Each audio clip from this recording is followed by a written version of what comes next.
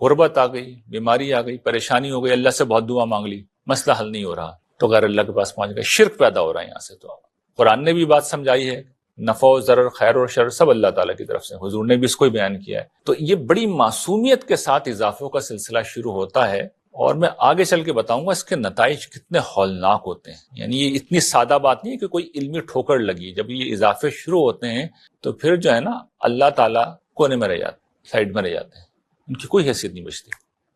آخرت بالکل غیر مؤثر ہو جاتی ہے۔ ان چیزوں کو ہمیں ماننا ہے تو پھر یہ اصول میں ماننا ہے کہ اللہ تعالیٰ جو ہے وہی دین کا مرکزی خیال ہے، وہی میری زندگی کا مرکزی خیال ہے، انہی کو راضی کرنا ہے، انہی کو خوش کرنا ہے، انہی کے غضب سے بچنا ہے، جو کروں گا انہی کے لیے کروں گا۔ حضور